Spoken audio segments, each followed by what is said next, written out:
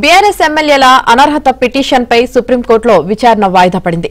10 మంది ఎమ్మెల్యేలను అనర్హులుగా ప్రకటించాలని బీఆర్ఎస్ నేతలు 2 వేర్వేరు పిటిషన్లు దాఖలు చేశారు. ఎమ్మెల్యేలు పోచారం శ్రీనివాసరెడ్డి, ఎం సంజయ్ కుమార్, కాలే యాదయ్య, బండ్ల కృష్ణమోహన్ రెడ్డి, ప్రకాష్ గౌడ్, గూడెం మహిపాల్ రెడ్డి, అరికపూడి గాంధీపై చర్యలు తీసుకునేలా అసెంబ్లీ స్పీకర్కు ఆదేశాలివ్వాలని కోరుతూ BRS working president KTR writ petition వేయగా ఎమ్మెల్యేలు దానం నాగేంద్ర, తెల్లం వెంకట్రావు, కడియం శ్రీహరిపై చర్యలకు ఆదేశాలివ్వాలని కోరుతూ ఎమ్మెల్యేలు పాడి కౌశిక్ రెడ్డి, కేపీ వివేకానంద్ వేర్వేరుగా స్పెషల్ లీవ్ పిటిషన్లు దాఖలు చేశారు.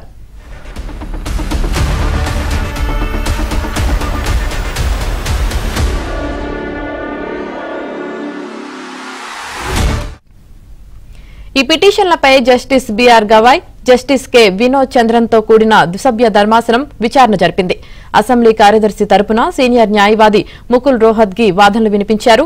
నిబంధనల ప్రకారం పార్టీ మారిన ఎమ్మెల్యేలకు స్పీకర్ నోటీసులు జారీ చేశారని తెలిపిన న్యాయవాది ముకుల్ రోహత్గి ధర్మాసనానికి తెలిపారు.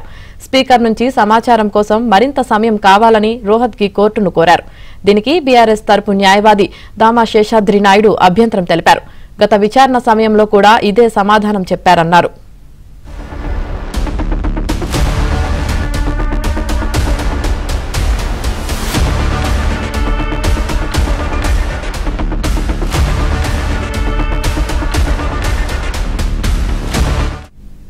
ఇప్పటికే 10 నెలలు అయింది, ఇంకా ఎంత సమయం తీసుకుంటారని రోహత్గిని సుప్రీం ధర్మాసనం ప్రశ్నించింది.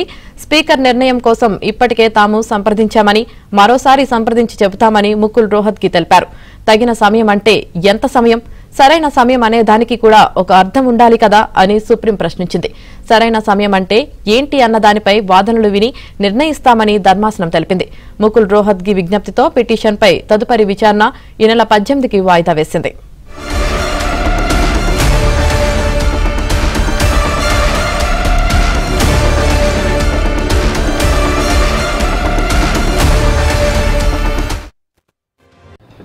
లాస్ట్ టైము స్పీకర్ తరపున ముకుల్ రోహత్గి గారు అపేర్ అయ్యి మేము రీజనబుల్ టైం అంటే ఎంతనో స్పీకర్ని అడిగి చెప్తామని చెప్పారు. సో ఆర్డర్ తర్వాత మన రిట్ పిటిషన్ ఫైల్ చేసినప్పుడు 7 మంది ఎమ్మెల్యేల పైన జస్టిస్ గవాయ్ గారి ధర్మస్థానము నోటీసెస్ కూడా అదర్ సైడ్ సర్వ్ చేయండి అని చెప్పారు.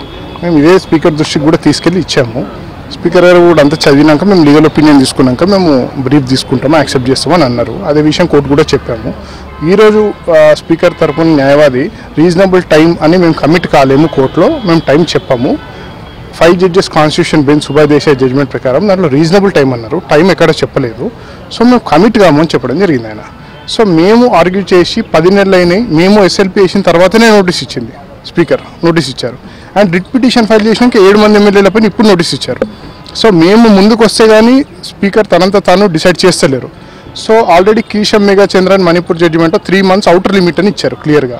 అది 3 జడ్జెస్ బెంచ్ జడ్జిమెంట్. అది ఈరోజు 2 జడ్జెస్ బెంచ్ కాంబినేషన్లో ఉన్నారు. మేము అదే ప్రెస్ చేయడం జరిగింది. ఆల్రెడీ 3 months అన్నారు. మీరు ఇచ్చిన నోటీస్ ఏదైతే మీరు చెప్తున్నారో కోర్టుకి, ఆ రోజు నుంచి మీరు డిసైడ్ చేయాలి 3 monthsలో. That is the law.